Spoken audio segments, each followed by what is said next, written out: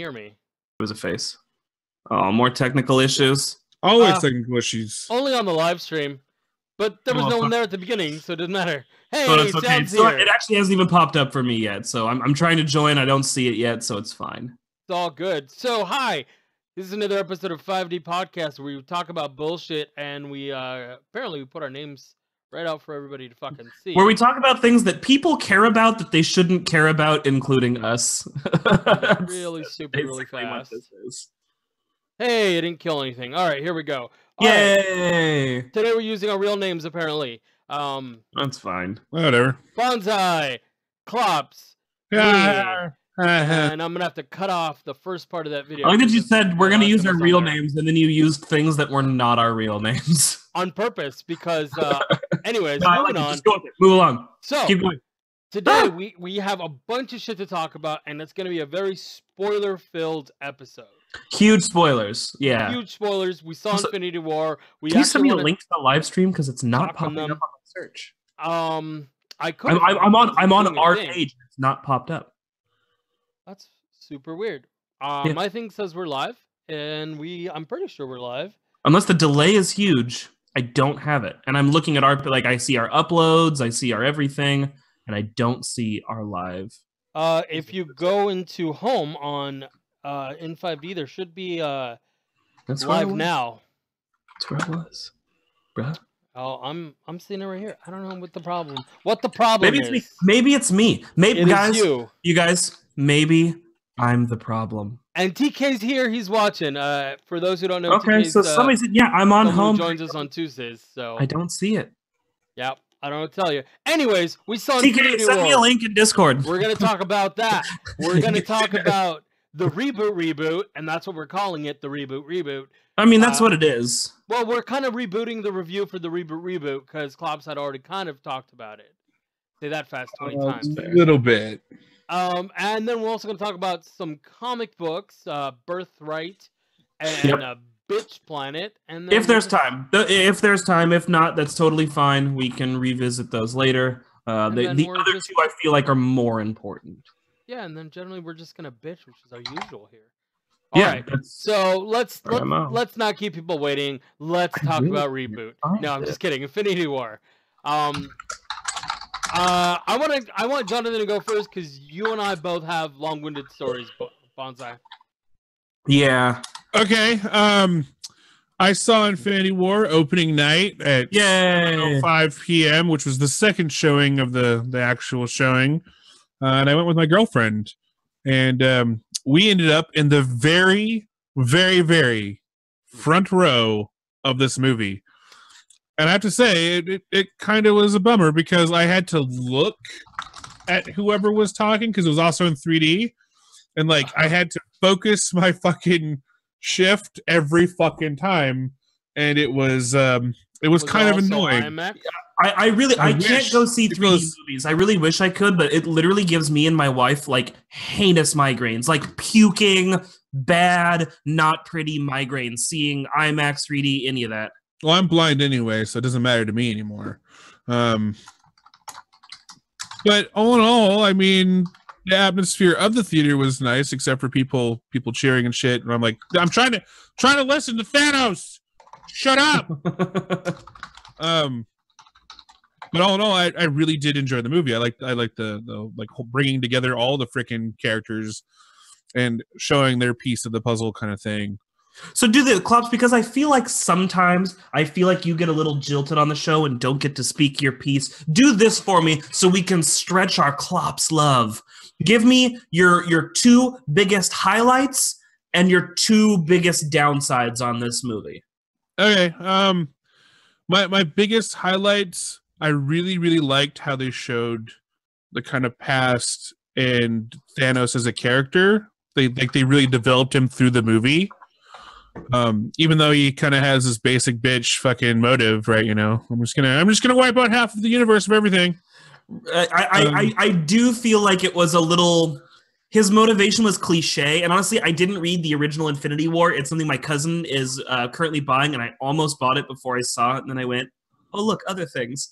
But I'll agree, it's kind of basic, bitch. Like, fair, I'm just trying to help everybody. No, to be fair, in the comic book, it's also basic bitch, but for a different reason, and I'll go through that when Okay. I start talking. Okay. It's just but that I really basic liked bitch. how they built upon it because it showed him almost humanized, right? You know what I mean? Like he definitely had his kind of like self-righteousness to him, but it also showed that like He's not just a dick. did mean well. Right. Like it's weird, right? You know, and that's not something. But if you listen to our last episode, our Black Panther one, I personally talked about how I'm tired of the sympathetic hero.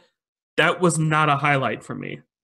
Right. I mean, I get Sympathetic that, but at the villain. same Sorry, time, sympathetic villain. Yes, sorry. at the same Sympathetic time, villain is though, a problem. I feel that if we don't get that, then we get the same thing that we always get, which is we are basically the Nazis. I feel like we don't get that enough unless it's a Nazi, though. I feel like most of the time in modern cinema, we're getting he's bad, but he has a reason. It's okay. And like the worst one for me, the worst. And this is what really put the nail in the coffin in the sympathetic villain for me was Amazing Spider-Man 2. Electro was like a semi-retarded, innocent dude who got some power and then kind of went a little nuts with it. And the whole time I was like, Peter Parker, if you spent 5 minutes getting to know him, I wouldn't feel like you're as much of a dick as you are right now. Like, and that's like the sympathetic villain is doing that to me, where I feel like Thanos meant well, and if anybody would just sit down and have the long conversation with Thanos, maybe Thanos would turn around and be like, fuck, I guess I'm not all right on this. Maybe I need to go back to the drawing board. But nobody did like it. But that's part of the reason I like Thanos is because he had that commitment. Like there was nothing talking. He was a paladin. There's no talking about this quest. Thanos plays Pally. I like it. Not gonna do it. Just gonna he's gonna do everything he can because he believes he is so right on the subject. But my thing is, first of all, I hate the original Spider-Man movies with Tobey Maguire, wherever the fucking name is. I will rate those over the second Spider-Man movies. I couldn't watch. Come on, that fight scene with the wubs was great. I didn't like Spider-Man until Spider-Man Homecoming, and that's because that's the other highlight is that it's teaching me that I actually like that fucking Peter Parker, which I've never liked Peter Parker. I do like this new Spider-Man. I think Tom Holland is he's killing it. Yes, I agree. That's another highlight for me. Is that I'm learning that I like other heroes in the Marvel universe than the way I think. So who did you like before you came into this film, and who since like we'll call it the last 5 films is growing on you? Who are you going to pick up a comic for now that you wouldn't have picked up a comic for before? I won't pick up comics for any of them. You know what I mean, though. That's kind of what I'm saying. Like, I have to state it. Pique that interest. Unless they sponsor us. If they sponsor us, I'll get all the comics. Honestly, I really was the first one that blew me away in the Marvel universe was Guardians of the Galaxy. Yeah, that was one for a lot of people. That was the one that I walked into and just didn't expect. Like I was like, I don't know, we're gonna go see a space stuff. Yeah, you know? And then it ended up blowing me away, and I was like, this is fucking awesome. I love this cast of characters. Yeah. So those are like the ones that I really liked starting off in like the film universe, because Iron Man was okay. You know, I didn't get into the Iron Man 1 was really good. Then there were 2 more Iron Man. See, I mean, I liked Iron Man 1 enough, but it wasn't like. Look at it like this, though, because I know you're a slightly younger than us, and I feel like that does put a small skew on it. We had to sit through all of these comic book movies where we were like, yeah, I guess that's kind of the character. Where Iron Man was really the first comic book movie that was both good as a comic book movie and good as a movie. What about you know what I mean? Like, say that again. What about what? He said, "What about Blade?" Have you read the comics? Yeah, it's not like the comics. Yeah, it's dope. I fucking love Blade, and I feel like Blade kind of helped put comic book movies on the map. But I love the Blade movies. It's a rated R comic book movie. Yep. It's not overly comic booky, and it's not a whole lot like the comics. What about Blank Man? Blank Man wasn't a comic. Shut up. It was a comic movie. I feel like if you would have gone, what about Tank Girl? I would have at least given you a couple of points. Or Dark Man, right? Oh, that's why I went with Blank Man, because Blank Man, nobody ever thinks about Blank Man. Wasn't Dark Man Alec Baldwin? Or was that one Liam Neeson? I can't remember. It was Liam Neeson. The Shadow was Alec Baldwin. There you go. Shut the fuck up no matter what you say. That movie was great. Okay, so you've done your highlights. What are your lowlights? What's killing you? You know, after watching it again the second time, the pacing of the movies just seems off. Just a bit, and it's not enough to really like be a super big low point in it. But like I was watching it, and like I don't know, it just something about it. I fell asleep. I fell asleep at the end. Like again, like when they're all in Wakanda. I fell asleep that time. I was like, all right, cool. I'm just gonna pass out. I'll give you this. Rewatch it because I honestly truly feel like that was some of the cleanest action we've seen in a Marvel movie yet. Maybe not the most exciting, but it didn't do this with the camera where it's shaking around and who's fucking hitting people. It was clean. Well, no, but it does that in all the dialogue. The dialogue does get a little... I do like that they kept up the pace by having 3 conflicts spread out and you didn't have to watch anyone all the way through. But I will say, yeah, towards the end of the movie, we kind of lose out on dialogue for some more punches and just being overly quippy. But well, no, that's also a thing in comics. I also mean that the shakiness was in all the dialogue scenes. Okay. Like that, I don't know that I 100% agree, but that was something I noticed today when I watched it again today. It was the movie theater you went to. I mean, maybe it was a bootleg from the theater. I don't know, but like it was just slightly doing like my camera is right now. Yeah, that is something I've noticed more and more in modern film, where we've decided to do a handheld cam for shots that don't need a handheld cam, to the point where I even see it in sitcoms. And me and my wife have looked at each other. She gets extreme motion sickness. Like if she's not driving a car, she's sick. That's how Molly is. And we've gotten to the point where in some sitcoms they're doing a handheld cam. And I'm like, why? It's just 2 people talking. Fucking put that sumbitch on a tripod and let the fuck go. You're not an artist right now. We're just filming some fucking dialogue. So I'll give you that. Yeah, there was maybe a little more shaky cam where it didn't need to be done. But you have to admit, as far as a Marvel movie action scene goes, this is some of the cleanest action we've seen. Yeah, no, I agree with that. I'm just saying that I feel that the pacing was off a bit. Sure. It's more just cinema stuff that was my low point of the movie. Like, I felt the writing was really well. I felt all the characters were really well. I felt it was really fleshed out. It just, the pacing of the movie seems a little bit off. Okay. And it just, I don't know, just a lot of the cinematography shots were just kind of like, really? Like, you're going to have a shaky cam there? Really? You're not going to have anything in the background happening here? Like, what are you doing? But that to me is all Western cinema period right now. Like, people don't fucking put things in their background that move a lot or anything. Yeah, I'll give you that. We've in Western cinema, we've really lost the idea of a foreground and a background and using the background to help tell a story. And actually, that's when we get to our comic book review later, that's something I'm actually going to bring up because I saw a fantastic use of that in one of the comics. But either way, so that was one low light. What's your other low light? Or you got to lump them together into that one of just kind of general pacing throughout. That's kind of just my only low point about it. I really can't think of another real low point. Okay. Because I would lug this in with kind of being the Empire Strikes Back of the Marvel Universe. Now you hold your horses because I'm one of the few people. Empire's my jam. Empire's my top Star Wars. I know, it was one of mine as well. It is mine of the original trilogy. It's mine.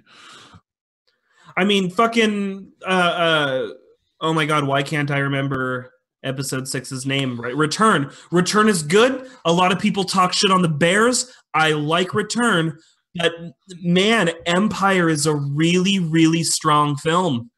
It is, and I feel that's like it, but it's also because of the ending.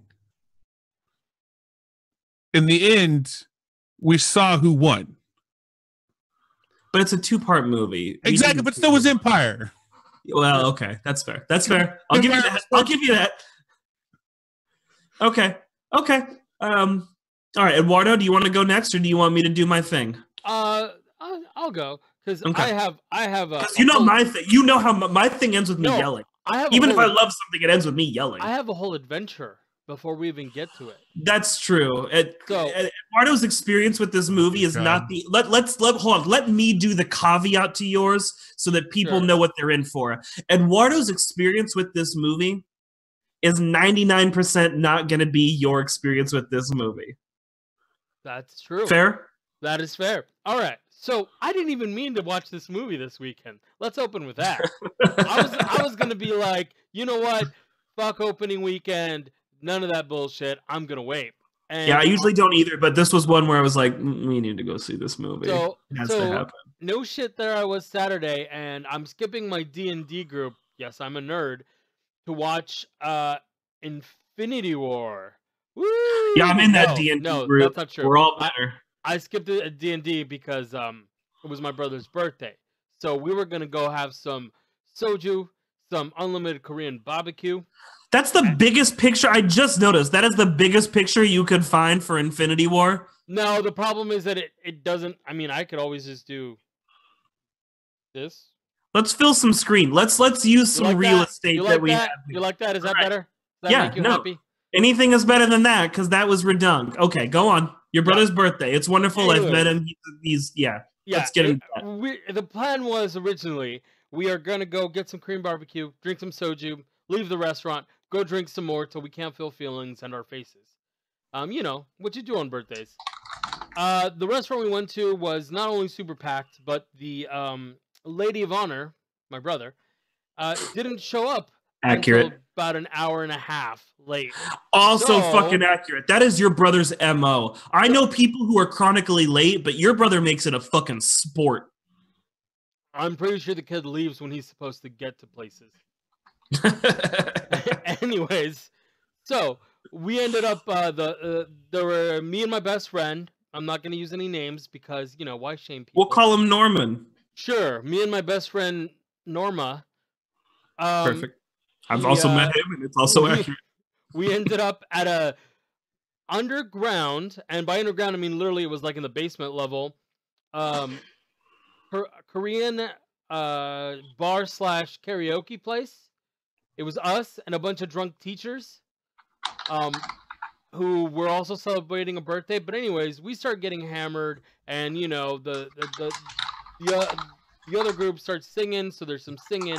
We get just hammered, and Norma, my best friend, he's been drinking since like 2 p.m. So he's sounds like Norma. Yeah, he's already been drinking, and he's like, no, I'm chill, it's totally fine. So we finally do that. I think it wasn't until like 9 o'clock that we finally got a table at the food place. So we go to the Korean food place, and my brother and Norma decide to argue the entire time about who was gonna outdrink who. Meantime, I'm packing all that unlimited meat into my belly to have a nice space for all the boozing, and we're just doing soju. They're not even noticing because they're arguing about who's gonna outdrink who. And soju, like they were like, let's have a slap bet going, and someone else was like, no, dude, I want to borrow your baby to go pick up chicks if you lose this bet. Like it was getting ridiculous. Wow. That went to inappropriate real quick. I wish I was joking. Anyways, so we're eating, and I think we're good. And I'm looking at, I'm like, oh, it's time to go. We're full. We're gonna go.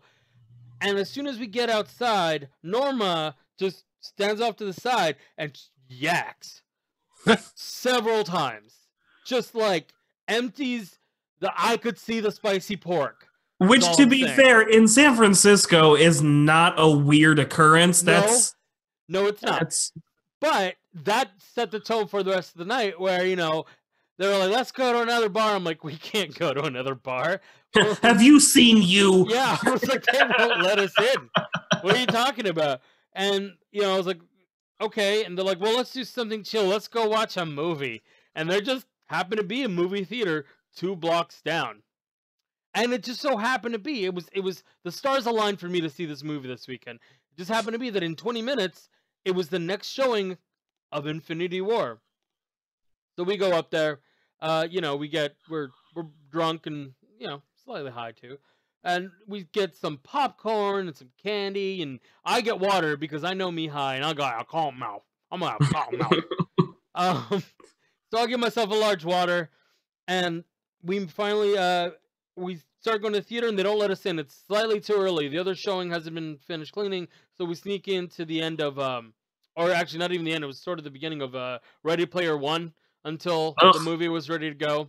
Don't you get me started. Yep. Anyway, don't you fire this fucking rocket up. We finally sit down and the previews are happening, and I'm sitting center, and I've got my brother on my right and Norma on my left. Norma proceeds to just lean down and continue throwing up in the movie theater. Doesn't even get up, doesn't go anywhere, just starts throwing up right in front of his seat on the floor, just like no problem. And I'm like, oh, it's gonna be one of those nights. All right, we're doing this. And did he move seats after that, or did he just progress? No, he like leaned down, threw up, sat back, did that a few times. Anyways, after that, we don't even make it to the previews, and my brother's like just snoring, pass the fuck out.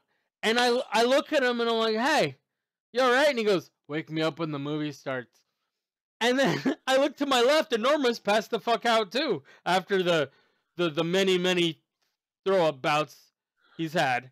And okay, the preview's end, so I hit my brother. I'm like, hey, movie started. And he goes, right back to it. I'm like, all right, whatever. And I start watching the movie. It doesn't end there. Like, of course it doesn't. Why would it end there? Like, I'm going to say, 20 minutes into the movie, Norma wakes up and goes, wake him up. He's too loud. Because my brother was snoring and then proceeds to pass back out. Like, hey, fuck that guy for sleeping. And then, you know, my brother wakes up and then all of a sudden he grabs the large soda, and in the movie theater, large sodas are big fuck off sodas. They're, oh yeah, huge. Bigger than my head. Yeah, I think it technically qualifies as a hoggle when you're at a movie theater. He grabs it by the lid, and guess what he loses? He loses the large soda. It was so bad that the girl behind him had to do one of those jump on her seat with her feet up to avoid getting splashed.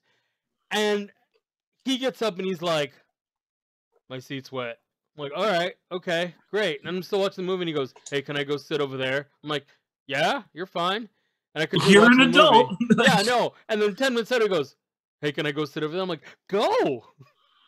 My seat's wet. They were both drunk. And like, so finally they go over there, and by the time, you know, they pass back out, and I think they caught the last like 15 minutes of the movie. And that's how I saw Infinity War.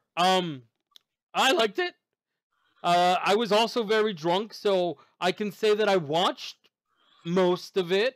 I got interruptions here and there, but anyways, so maybe we should have led with your story so me and Klops could have done an actual review of the movie through unblurred eyes. Yeah.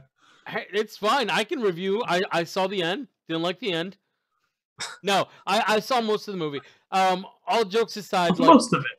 Good. No, it's almost, but I was dealing with these two yahoos. I'm not saying that there's not a reason you saw most of it, but this is not the best middle of a review I've ever heard. No, this you should have been. You gotta end on a high note, man. This is the perfect way. Oh, good. Pressure's on for me, guys. I get to be the high note. Let's take the angriest piece of shit in the group and have him be the high note. So here's what I will say. The fight scenes I thought were great. I thought they were really well done. Clean.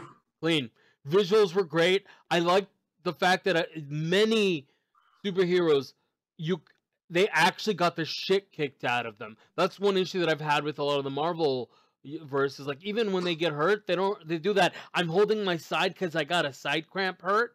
But like in this one, a lot of them just got the shit kicked out of them. I thought that was good. I will say that I also really liked Hulk in this one. I was not a Hulk fan. And like him getting the shit kicked out of him, and then like the whole like screenplay between him and Bruce Banner, I thought was really good. I will say though that it was interesting, but I didn't like it because I felt it was a complete cop out. Just complete fucking cop out is what it felt like, and it's because I don't feel they went enough into it. Right? Yeah. I think I know where they're going with it, but it was a cop out. It was why wouldn't you have a legitimate, like, fucking throwdown? That throwdown in the beginning, we knew it wasn't going to solve anything because it was in the beginning of the fucking movie. And that was kind of the issue that I had with the whole movie, was that none of it mattered to me. I knew there was a part 2, so none of this shit mattered. Big spoiler. Here we go. Spoilers. When Loki dies, I didn't give a shit. I'm like, this is like his 4th or 5th go at it. Like, who knows if it's actually gonna stick this time, right? Well, my whole thing, my downfall with Infinity War Part 2 is that they're going to DBZ it, and I wish everybody back with the Dragon Balls, or AKA the Infinity Gauntlet. So we'll get into that in my part of the review. Exactly. I don't think you're 100%. I think you're maybe 70% right. Yeah, and so here's anyways, so that was the issue. Like, it was cool. It was fun to watch. But it carried no fucking weight. None of the things that happened in this movie really carried any weight. I will say that I was a little confused as to the whole Thor plot line, and just it was that whole part was weird for me, like with the Guardians of the Galaxy and then them splitting that whole thing up. That didn't really, like, they made the Marvel universe, the universe itself, seem fucking tiny. Absolutely tiny. It's supposed to be this galaxy expanding kind of thing, and you can say that for Thanos because he had the fucking Infinity Stone for space, the Tesseract. But everyone else, it just seemed like, oh yeah, we just took the fucking, yeah, we just took the Caltrain or the BART or whatever. Well, I mean, that was even on Earth with Iron Man when he was getting onto the ship and Spider-Man was on there and he said unlock B-17, and like it just flew from wherever the fuck it flew. Well, to be fair, they're both in New York. They are established as both being in New York. Yes, but it's not like it's going halfway across the country or anything. He's talking about the armor. The armor is yes. The armor is also in New York. Yes, technically upstate New York. So would it have made it? That's like I get what he's saying. Would it have made it? Yes. A modern jet would have done that. And this is supposed to be faster than a modern jet, as we've seen Iron Man outfly jets. Yeah, but how fast is that ship to get escape velocity? Right? To get escape velocity from the atmosphere? I think it still boils down to the pacing of the movie. They made everyone be able to fast travel. But anyways, that's one of my that's just like one of my things about it. But yeah, no, I liked it. I actually want to see it again when I'm not half in a daze and dealing with two loonies. But yeah, no, I think it was a solid outing. I just felt it was kind of forgettable as opposed to Empire Strikes Back, where I felt like it was gonna have lasting implications. This, not so much. All right, and that's me. What? Not a good middle of the way review, you piece of shit. Earth's escape velocity is 11.2 kilometers per second. So. And actually, it also depends on the mass too, and that was a really large ship. How fast you need to be going, and and all that fun stuff. Okay, so my review of this does have a small story building up, but mine only lasted for 10 minutes because I moved fucking seats. So my experience with this started off, me and my wife got there early because we tried to see it on Saturday, and literally every showing. I was the person people move seats from. Okay, go on. Every showing on Saturday was sold out. We were at the mall. We were ready to go see it. And we went shopping instead. And I bought Shadow of Mordor and the Crash trilogy because I couldn't go see this movie. And I had to do a little bit of retail therapy. So we went on Sunday and we showed up early so that we could make sure that we got seats for it. We sit down. The theater actually is mostly empty, but this... We'll use the law of averages here, where I said the girl had to be 16 or 17, and my wife said she had to be like 12 or 13. We'll call her 15.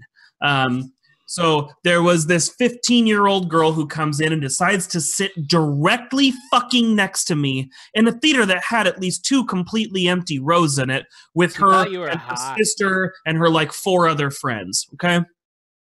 So you're hot. This is a teenage girl, whether she's 13, whether she's 17. This is a teenage girl, okay? And I realize girls are emotional or whatever, and you say what you want. For the first 15 to 20 minutes of this movie, I had to deal with this girl sitting next to me, literally at every scene going, no, oh my God, oh, yes, oh, no. And then by the end of this movie was literally bawling her eyes out going, no, no, no, no. Dear fucking Christ. If you are that old and you cannot handle a comic book movie, life is going to be fucking tough for you. You're going to go through, like, I'm not usually one to advocate something like this, but you need to check yourself into some sort of fucking hospital and get on some sort of goddamn pill because you can't handle, there are movies that are meant to make you cry. This movie was meant to make a 6-year-old cry. Anybody with half a brain would have looked at this movie and gone, oh, there's an infinity stone that controls time. So in the next movie, we're probably just going to fix all of this, right? Right. Thanks. Bye. Done. Like Eduardo said, this movie doesn't hold a lot of stakes. We all know there's a part 2. We all know that anybody who wears the magic glove can control time and space and minds and souls and reality and whatever the fuck else. And if you think that Marvel sent out a lawyer to deal with Sony's lawyers to get the rights to use Spider-Man, to use him in a movie, we'll call it 2 movies between Civil War and this one, and then his solo movie, we'll call it 2 whole movies. If you think they spent that much money to negotiate this deal, to use him in 2 movies, and then leave him dead, you clearly don't have a grasp on how reality and business and things in general work. Also, I waited to say this because I knew you were going to bring it up, but why the fuck was his death the slowest? We'll get there. We will get there. We will get there. Believe me, I'm hitting all the points on this one. But that's what I had to deal with for the first 20 minutes until finally my wife would tell me the whole time, she's like, just move to the other side of me. The other side of me is open. And then finally I was like, move. And then I just got up in the middle of the theater and fucking moved seats because I couldn't handle this little bitch. And I could still hear her from a seat and a half away. What if she was on a pill? Then it's not fucking working and she needs that. No. Or acid. No. Whatever medication this little bitch was on, it needed to be fucking upped. And it needed to be upped by a lot. Because she literally could not handle. And I don't even mean just the sad stuff. Could not even. Dude, not even just the sad shit. I mean, anything happened in this movie. Yeah. Like, this was a kid, people say on the edge of your seat. I mean, literally, she's balanced, sitting all the way the fuck forward, like, engaged in this fucking movie. I couldn't. Sure that girl lives on the edge of life. I just fucking couldn't. So, anyways, the actual movie itself. I really like this one. I said it during the other 2 guys' parts. I feel like this is some of the cleanest action we've seen in a Marvel movie, for the most part. There are, of course, scenes where we go into shaky cam where some things get blurry, but for the most part, you can follow. My big problem in American action films is I'm always like, who's getting punched right now? Like, who just got hit? And for the most part in this one, it's clean. You're seeing where the hits are landing, who's getting hit, how they're getting hurt. For the most part, it's really clean action. And I really appreciated that. I feel like this movie had a lot of character team-ups that worked that you wouldn't have really assumed would work right out of the gate. Like, in particular, Thor, Rocket, and Groot. I feel like that was a combo that if you were like, pick 2 guys to run a movie together, you never would have really come up with that pairing off the top of your head, and yet it fucking played. It played hard. It was really well done. And I even feel like them not holding back on how much Iron Man and Doctor Strange didn't like each other, going full tilt with that really helped. And I love that they didn't bring it down to like, Tony insists that all the magic is science, and that's what they never argued about that once. He's straight up like, that guy's a sorcerer, he does fucking magic. So I don't like him because he's a dick. Like, that was the conflict. It wasn't a conflict of ideals, it was a conflict of personalities, which is as it should have been. And then same with him and Star-Lord. They're both kind of the same guy. They're the fun, schmoozy, fast talking, and then they both meet each other and they're like, fuck this guy. I really liked how the characters worked with each other. I felt like all of them really worked out well. There was nobody who I felt like this is really ham-fisted and forced. I thought all of them really blended together. Speaking of blendings, I love the changes we did to Thor. It's a great blending of Ultimate Thor, Unworthy Thor, and sort of just the modern 616 Thor. They kind of took the look of a couple of them, mashed them together. They gave him the weapon from Unworthy Thor. They did a lot with Thor in this film, and I think all of it worked. Thor's I know you felt a little differently on this part, Klops, but I really thought Thor's arc worked because so far we've seen Thor constantly be the heavy, right? Like we can call Hulk the tank, but Thor was our like cleric paladin. He's the heavy. He's sort of the one who's leading this moral charge. And so this fight for him was much less about being in like to come off of Ragnarok and the way Ragnarok hit to go straight into him going toe to toe with Thor. Like we've already seen gods clash. To just have more gods clashing wouldn't have had as much of an impact. Having him go on sort of the hero's journey, he had to go off and take care of something before he was ready to really do this fight.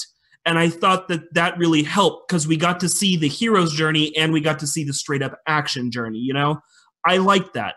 I think a lot of things in this movie really just worked. And this is probably, you know, people keep saying it's the most ambitious crossover. And they kind of knocked the crossover aspects of the movie out of the park. Anytime where people are having to like more than Civil War. You can call Civil War a crossover movie, and I've done a review on it on the show before. I don't think Civil War worked as well as this did. In this, I feel like they hit all the crossover notes perfectly.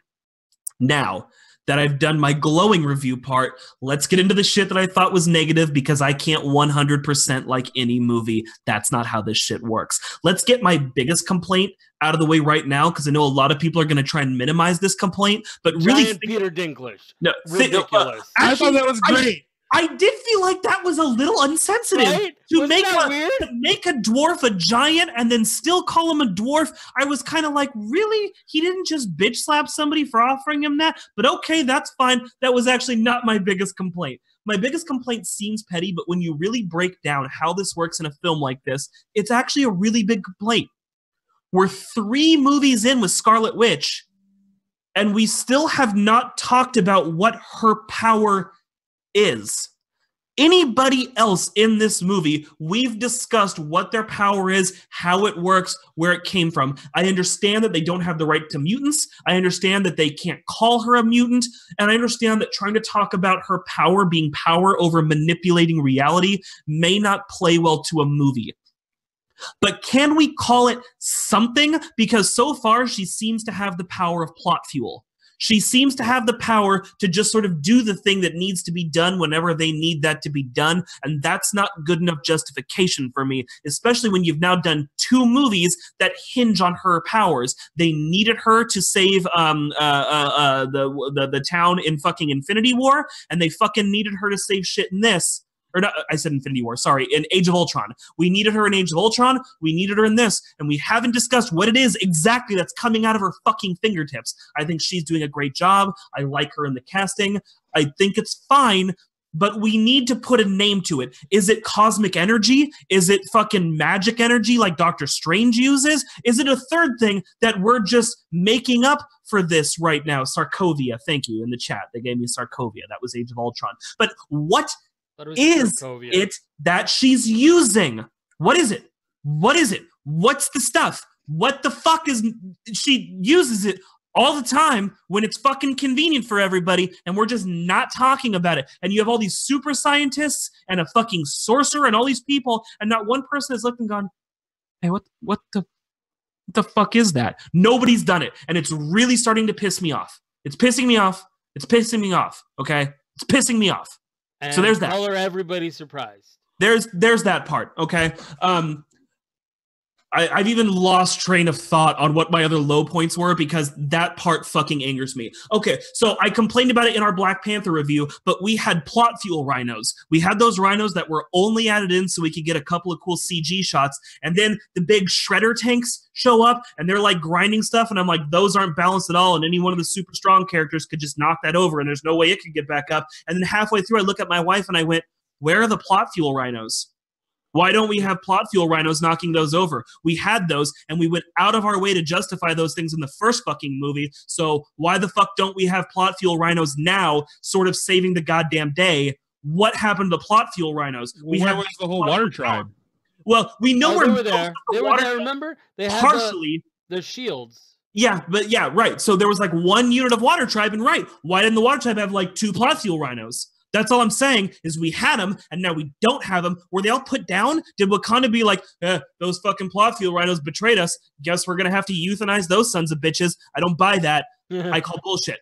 So then there was the fade away at the end. So here's the big spoiler. At the end of the movie, a bunch of motherfuckers die. I'm not going to give you a full list because I honestly probably don't remember the full list, and it really doesn't matter because it's all going to get fixed in the next one. Most of the ethnic people, though, I will say. Yeah. I did notice that. I was just about to look at my wife and say, so all the black dudes die, and then War Machine didn't die. But then the post-credit comes back and kills one more black dude. So we got one black guy in the whole fucking world left, and that's it. So... and he's also, well, you know why he didn't die is because he's black and a cripple now, and you can't get rid of that. You can't do that. 2 roles. So here's my thing is, and a lot of movies do this, I can't fully fault Civil War for this. This happens in tons of movies, but it's sort of becoming a cinema crime in my opinion. Infinity War or Civil War? Sorry, I'm going to keep doing that because they have war in the title. It happened in Infinity War, but... It happens. It happened in Blade. I brought up to you earlier. It happened in Blade. It's happened in lots of movies. It's the variable death time. So in Blade, it happened twice when his mom died in the first one, and then when the love interest dies in the second one. Every vampire in that thing, you cut them, they poof, they're dead. But those 2 poofed very slow. Wait. No. You take that shit back right the fuck now, because the reason that she was able to die slowly in the second Blade is because the sun was coming up. No, but there were other motherfuckers. Bullshit. Go back and watch the first Blade, and they're all in the motorcycle leathers, and they hold those guys out, and they straight burst into flames and scream, and all their fucking skin rips off. That shit was violent, and it was at sunrise. Bullshit. Other people died huge and big and horribly and dead. And then that bitch gets it, and it's a slow fade out because we needed to have feelings. No, science doesn't give a shit about your feelings. That's not why it's here. And then we do the same thing in Infinity War. Fucking Peter Parker was also, I don't want to go. Fucking Doctor Strange, magic. If anybody can resist that shit, maybe a magic bubble buys him 10 seconds. Nope, gone. He's out. Fucking all the Guardians out, dead. Any black guy, they got rid of them super quick. Black guys, like, I'm sorry, nothing.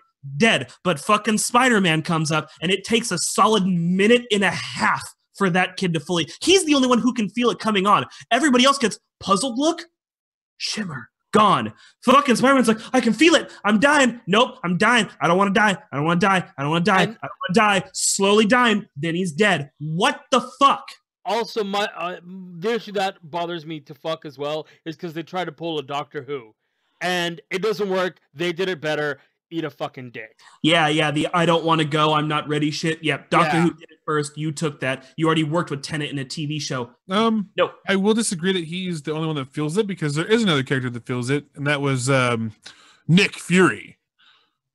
Yeah, okay. Well, I don't think Fury felt it. I think Fury was rushing to the... Well, Fury felt it once he was half gone, but Spider-Man doesn't show any sign of cracking before he feels it. No. Because I just watched it today.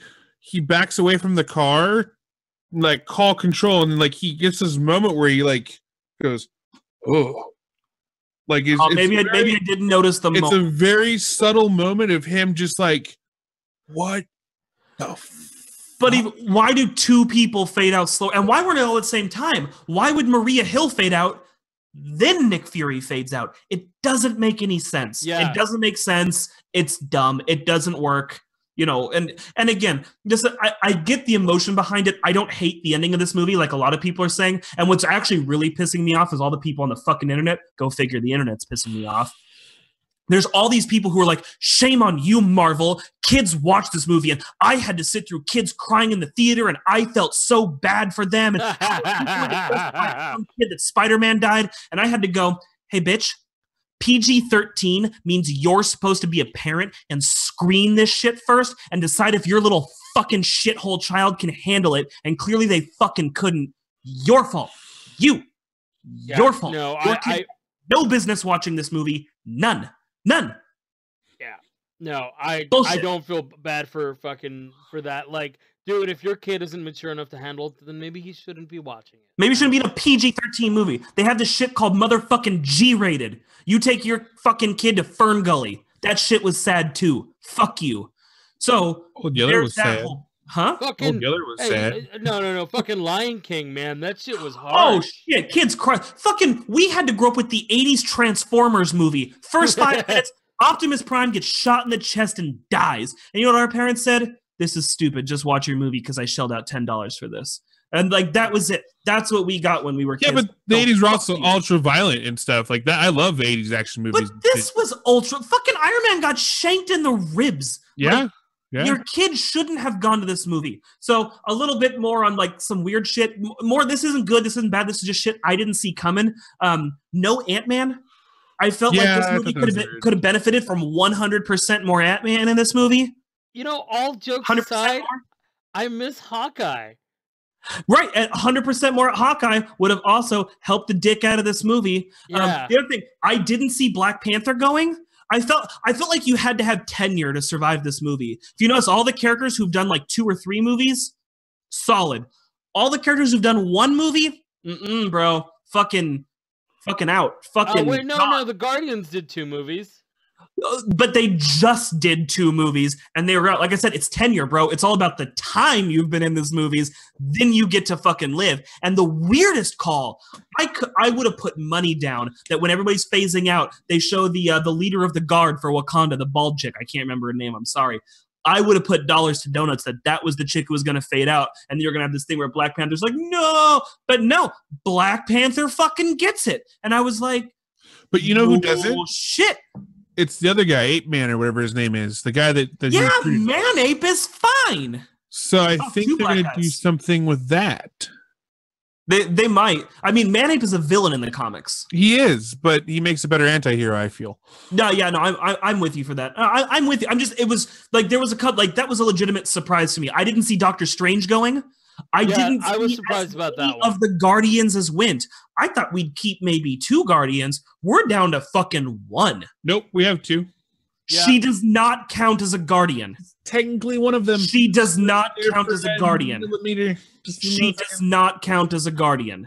She has established that she doesn't count as a Guardian in the last movie. But I will say that leads into some possibilities. So let's talk about some possibilities for the next movie. Who doesn't count? The chat is asking who doesn't count. Nebula, played by Karen Gillan from Doctor Who. Nebula does not count as a Guardian. She's more like a Guardian affiliate. I would not call her a full-fledged Guardian, and she does live. Here's one reason. She's not part of the band. She's just part of the stage crew. Here's one reason she could live. So maybe spoiler for the next movie, but buy a comic. It's 30 years old. Fuck you.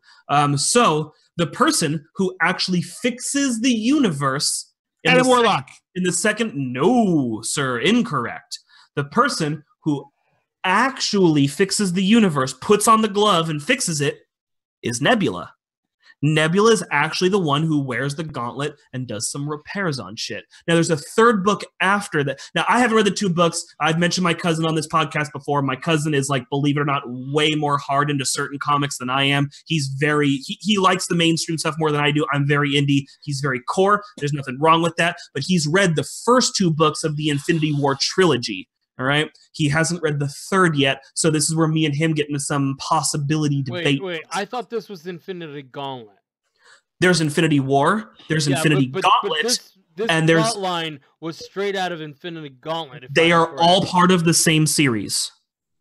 These are not separate. There is a new Infinity series, and there's an Infinity series that's older, but this is a 3-part book that this is based on. Okay, because I was pretty sure they did it like DC did Crisis, where it was Crisis on Infinite Earths, and then New Crisis, where it was like... Those are separate events. This is a 3-part book. Infinity War, Infinity Gauntlet... it goes in this order. Infinity Gauntlet, Infinity War, Infinity Crusade. Okay. So, in Infinity War, Nebula fixes everything. Now, me and him aren't sure what Crusade is about because he hasn't read it and I haven't picked him up yet. Now, he has his theory. I have my theory. We're not sure what's going to play out. It could be both. It could be none. It could be one. We don't know. So, possibility, Nebula puts on that glove, fixes everything, fights her dad. It'll follow with the comic. But there is a panel that I saw out of context that could be from Infinity Crusade because he said he hadn't seen this yet. Could be a what-if story. could be a lot of things because like I said, I saw it out of context. There is a panel that exists where Iron Man gets the Infinity Gauntlet, all the stones, and everything. So my running theory is that we're going to use, remember, if you look at the end of the movie, the Infinity Gauntlet is scorched. It's broken. It's all fucking janked up. Yeah. A theory could be that Iron Man gets a hold of the gauntlet at the end, fixes the universe, but Backlash kills Iron Man, and it lets Robert Downey Jr. out of his contract gracefully because his contract, as well as Chris Evans, as well as Chris Hemsworth, are all ending. They've met their movie requirement. They all could re-sign, but it's seeming unlikely that all three would re-sign and run these roles forever. I think it's very likely that Iron Man is going to be the one to get the gauntlet, fix the universe, and take some backlash and get wiped out. Or possibly pull an ultimate Reed Richards, rewrite the universe, but rewrite it without himself, because we have seen Iron Man fuck up a lot of shit over the course of all these movies. So maybe he pulls a Reed Richards, rewrites the universe without himself being in it. Or he writes it so that he's not Iron Man.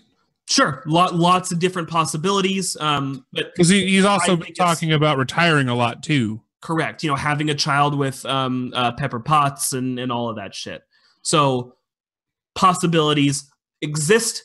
I'd like to see something like that happen. It could also be a third thing. It could be a thing that wasn't in the comics. It could be totally made up. Who knows? But those are kind of mine and his theories, as he's kind of hoping they go comic true. Nebula fixes this shit, fucking mic drop. I'm kind of hoping we let RDJ out with a big shebang, and that that can even cause like Captain America's like he sacrificed himself and I'm done or whatever. That could all be fun. But the one thing we do know for sure is it's all going to get fixed. If you don't think this is going to get fixed, you've never read a comic before. Yeah. Or watched Dragon Ball Z. Wolverine's back, guys. Remember how they promised that he was dead and wasn't coming back? Well, he's back. So there's that. Wait, he's back? He's not back in the comics yet. They're going to be doing a Running Wolverine podcast that is going to chronicle how Wolverine comes back and what he does immediately after coming back. But yes, okay. Logan is back. And that is canon. Okay.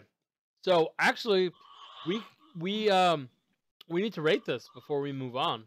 All right, we started with Klops. We'll start with Klops. Klops, give us a rating. I will give it 5 Infinity Stones out of about 4 Infinity Stones. Wow, that's the highest rating you've ever given. It's also backwards. I don't know. Yeah, let's go watch it. Go have fun. All right, Eduardo. I would give it 3.5 Peter Dinklage feet out of 4.5 Peter Dinklage feet, which is I think that actually might be the highest rating you've ever given. I will give this movie a solid, hold on, let me gain my obscure reference rating from this movie. I'm going to botch the quote, but I want to use it so badly. My brain is farting. Yeah. Shit. Oh man, it's gonna ruin everything if I have to ask, so I'll just use something else. I know. Well, no, it was a line from the movie, but I feel like I'm gonna end up quoting the first movie and not the second movie, which sucks. Okay, do it. I'm gonna give it 8 marvelous out of 10. Marvelous. I can't remember what it was when Gamora fucking shanks his ass. He's in the thing and he's freaking out, but it wasn't marvelous this time. It was something else. God damn it. It was Bravo, wasn't it? I don't remember what it was. Magnificent. Right. Magnificent. Yeah, it's gonna be a GIF. Give it a few minutes and it'll fucking be a GIF somewhere. All right. Okay, so we have a couple of minutes left. We can definitely get into this. Yeah. Honestly, let's talk about the reboot. We've been promising to talk about it forever. Squeeze it in, bro. And I actually saw this thing. Okay. So, if you go to my screen right now, you can see the cast member. Right now. So, right now. For folks who don't know, Reboot was this, at the time, really, fucking fantastic. Really cool CGI show that was life inside of like a mainframe or a computer. And I always assumed it was just some guy's computer. Yeah. So, and that's kind of like, it was life inside of a computer. They called it the net, but it wasn't really the net. It was just like a dude's computer. And when that dude decided to put a game in, it would wreck everybody's life inside of it. They got caught in the game. But anyways, so Netflix has rebooted Reboot, and oh my god, it hurts. Like, I watched the entire first season, and I am gonna tell you that I'm a fan of Power Rangers, and even this was a fucking stretch for me. Like, this felt like they were trying to recapture the Power Ranger thing. So in the original Reboot, You're saying Power Rangers, but you want to say VR Troopers. oh, but the problem with VR Troopers is that no one really knows VR Troopers except for us. But yes, this is almost point by point VR Troopers, in the sense where it's like one of the main characters, like, dad sort of died, maybe disappeared in mysterious circumstances, and turns out to be the hacker, or whatever.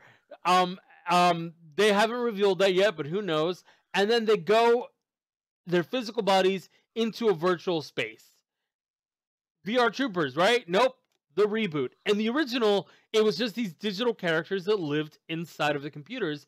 These are actual people that get digitally encoded and sent into the cyber world to fight. And their suits run on power. How do their suits run on power? Like, how? It's cyberspace. How does that make any fucking sense? And like, it just, oh my god, they do bring back some characters from the original. They bring back Megabyte. They bring back Hexadecimal. But spoiler. They bring her back in one of the last episodes of the season. Therefore, it's for season 2. I imagine that they're really going to use her. Dude. Wait, look, so there was one more that you promised me you were going to give me. Is he back? They do a handoff episode towards the end of the season where, through these wacky coincidences, and it's how they get Hexadecimal, Megabyte breaks her out of the mainframe, which is this kind of standalone computer that's been sitting this whole time in the back of the room, and it's been on low power mode, so they power that up, and they have a whole like original Reboot scene where a game comes in and you see Bob and you see the dog and the girl. But you just see him, he's not like... No, he participates, he helps them through one game, and then they go, oh, you're the new Guardians, okay, thanks, bye, see you later. Get fucked. It was like a nod. It was Get fucked. It was worse than the Han Solo thing. Get reamed. But the reason I keep bringing Power Rangers is because the nerd who reviewed this, like, this is actually from them where I'm using this. If you just scroll down, it says Reboot. The Guardian Code first trailer has a Power Ranger vibe. Right there. Like, I'm not even joking. I didn't even notice that until I was bringing up the graphics. But yeah, so I don't know, dude. Like, I feel like I'm too old. Is it maybe like a case? I was gonna say, is it maybe a case of this? We're not the intended audience. This is not a reboot for fans of the original. This is just somebody going, "Hey, that worked before. Let's do it for kids now." And that's kind of like I look at it because like I ended up watching about I think I'm like episode 5 or something like that, or episode 6, and like I hated the first episode. I was furious, childhood ruined, right? Yeah, I kept watching it, and I was kind of I still am caught between, this isn't half bad, and this is childhood ruined, and I had to come with that question really quick, like, well, maybe I'm just too old. Let's squeeze some good out. Does it make you want to go out and buy a Reboot box set? I mean, I should do that anyway. I liked Reboot as much as I did as a kid. I should probably pick that up anyway. It makes me want to go buy a T-shirt with the Reboot logo. Yeah. I mean, I could do that as long as it didn't say Guardian of the Code on it. I'm okay with it. Oh yeah, no. Or be like the blue with like the little logo on it. Like I would love a shirt like that. Yeah. Fun fact about it though, the guys that did Money for Nothing video or actually did all the animation for that show. Mm-hmm. I did know that actually. Not a lot of people know that. Yeah. So you know that they're also guest starred those two characters because they hated them. Really? I didn't know that. They could never step out of that shadow of being the guys that did the Money for Nothing video, and they threw them in the talent show episode of Reboot, and they booed them off the stage. That's awesome. Funny. All right, we are over our mark, so give this thing a rating and let's fucking play it out. Oh, geez. I feel like I need to be 11 or 9 to enjoy this. So I will give it, what was I doing when I was 9? I will give it 10 minutes trying to load up a pixelated booby out of 20 minutes trying to load up 2 pixelated boobies. Damn. I was thinking the internet in the 90s. Yeah, no, I got you. I was with you. If you liked Reboot as a kid, don't mistake it, and don't let your children watch this one. Go watch that.